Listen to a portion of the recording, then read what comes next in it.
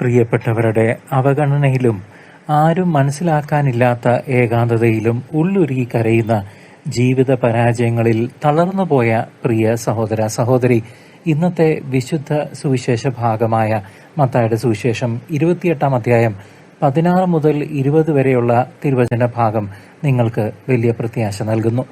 ഉദ്ധിതനായ യേശുക്രിസ്തു തന്റെ ശിഷ്യന്മാർക്ക് നൽകിയ മഹത്തായ ദൗത്യവും അതോടൊപ്പം ലോകാവസാനം വരെ ഞാൻ നിങ്ങളോടുകൂടെ ഉണ്ടായിരിക്കും എന്ന ശക്തമായ വാഗ്ദാനവുമാണ് ഈ ഭാഗത്തിന്റെ കാതൽ. ഭയന്ന് വിറച്ചിരുന്ന സാധാരണക്കാരായ മനുഷ്യരെ ലോകത്തെ മുഴുവൻ നവീകരിക്കാൻ യേശു അധികാരത്തോടെയും വിശ്വാസത്തോടെയുമാണ് വിളിച്ച് നിയോഗിക്കുന്നത്.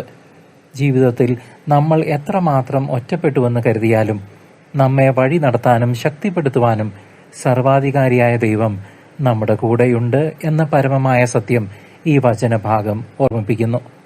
ദൈവം നമ്മെ ഏൽപ്പിച്ചിരിക്കുന്ന നന്മയുടെയും സ്നേഹത്തിന്റെയും ദൗത്യങ്ങൾ വിശ്വസ്തയോടെ പൂർത്തിയാക്കാൻ ഈ വചന സന്ദേശം നമ്മെ ഓരോരുത്തരെയും ഇത്തരണത്തിൽ ആഹ്വാനം ചെയ്യുന്നു.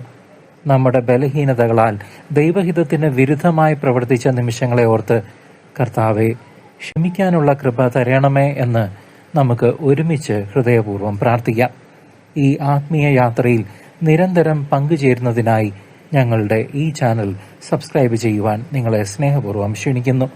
God bless you.